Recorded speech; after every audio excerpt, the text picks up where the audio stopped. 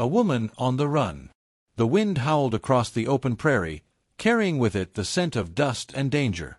Jacob Callahan, a cowboy whose hands were as rough as the leather reins he gripped, guided his horse along the narrow trail leading back to his ranch. His days were usually simple: mending fences, breaking horses, keeping wolves away from his cattle, but fate often had a way of placing burdens heavier than any saddle on a man's back. It was near dusk when he first saw her.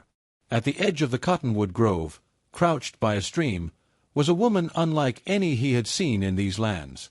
Her dress was torn, her dark hair tangled, her eyes wide and frightened. She looked up as his horse approached, and Jacob felt the weight of her fear settle over him like a storm cloud. "Ma'am," he said, swinging down from his horse, keeping his voice low and careful. "You lost." She shook her head quickly, clutching a bundle to her chest. In halting English she whispered, "No, hiding." Jacob scanned the horizon. The land stretched endless and empty, but the tension in her voice told him there was more to the story. "You got a name?" he asked. "My name? Li Mei," she answered softly, her accent heavy. "I no safe. Men, they come." Jacob frowned. He had heard rumors in town: Chinese immigrants forced into railroad camps, widows left defenseless after their husbands died in accidents or were beaten for debts they never owed. Some settlers hated them, saw them as less than human. Jacob, raised by a mother who taught him to respect all people, couldn't abide such cruelty. "Come with me," he said firmly, extending his hand. "Ain't safe out here alone." She hesitated, then nodded, as though she had no choice left in the world. By the time they reached Jacob's ranch, the sky had deepened into a blanket of stars. His ranch house stood sturdy but solitary against the land. Just a man's home, a barn, a few outbuildings, and acres of open range. Inside, he stoked a fire and gave her a plate of beans and bread. She ate slowly, eyes lowered, as though ashamed of needing his charity.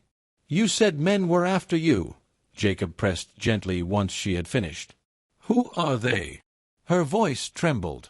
70 men. Settlers. They say, I not belong. My husband dead. They want chase me, kill me." Jacob's jaw tightened. 70 men, he muttered. "That's not a hunt. That's a war party." Li Mei nodded, her small hands trembling. "They burn house of my friend. They say I cursed land." Jacob stared into the fire, the crackle filling the silence.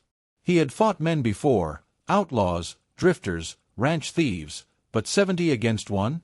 Still, he knew one thing with certainty: he couldn't hand her over. "You're safe here," he said at last. "Long as I draw breath." For the first time since he met her, Li Mei's eyes softened. "Why you help me? You not afraid?" Jacob leaned back in his chair, his voice steady. "A man's only as good as the promises he keeps. I gave you mine." The night stretched long, heavy with unspoken fear. Li Mei slept on a cot by the fire, while Jacob sat by the window, rifle across his knees, eyes scanning the horizon. The prairie was too quiet, too still. At dawn, the quiet shattered. The sound of hoofbeats rolled across the land like thunder. Jacob's gut twisted as he counted the dust rising in the distance. Dozens, scores, of riders, advancing toward his ranch in a wave. He turned to Li Mei, who had woken and now stood frozen with terror. "They found me," she whispered. Jacob chambered around in his rifle, his voice calm but unyielding. "Then they're in for a fight." Chapter 2. 70 men at the gate. The first rider crested the ridge, a burly man with a red bandana tied around his neck. Behind him came dozens more, 70 in total, armed with rifles, pistols, and torches. They halted at the fence line, dust swirling around them, their leader raising a hand to signal silence. "Callahan," the leader bellowed, "we know you're harboring that heathen woman. Hand her over, and we'll let you be." Jacob stepped onto his porch, rifle in hand. His tall frame was steady, his voice carrying across the plain. "She's under my roof. That makes her my responsibility. You'll have to go through me." Laughter rippled through the crowd. One man shouted, "1 cowboy against 70? You'll be dead before you fire twice." Jacob's gaze swept the mob. He wasn't foolish, he knew the odds. But courage wasn't measured in numbers. He fired a shot in the air. "First man crosses my fence dies where he stands." The settlers hesitated, murmuring among themselves. Some looked uneasy. Others, fueled by hatred, spurred their horses forward. The first charge came fast, 5 riders breaking toward the barn. Jacob dropped one with a single crack of his rifle, the others scattering. He dove for cover, bullets tearing into the wooden posts around him. Li Mei crouched inside, clutching Jacob's spare revolver. Her hands shook, but her eyes burned with determination. "Stay down!" Jacob shouted as he reloaded. The mob circled, trying to flank him. Shots rang out, wood splintering, glass shattering. Jacob fought like a man possessed, each bullet finding its mark, each movement driven by grim resolve. Hours passed in chaos. Smoke rose from the barn, torches hurled against the walls. Jacob's body ached, his shoulder grazed by a bullet, but he refused to yield. When the sun reached its peak, silence fell. The settlers regrouped, their leader furious.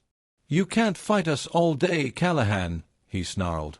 "We'll burn you out." Jacob stood tall despite his wounds, voice cutting through the air like steel. "You can burn my home, but you'll never take her. And every man that tries will answer to me." Something shifted then. Among the settlers, doubt spread like wildfire. Men looked at each other, uneasy. Was this fight worth so much blood?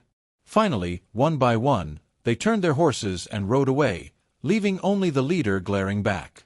"This ain't over," he growled. "We'll be back." Jacob raised his rifle. "And I'll be waiting." The leader spat and galloped after his men, the dust cloud fading into the horizon. Inside, Li Mei collapsed in tears. "They go. You save me," she whispered.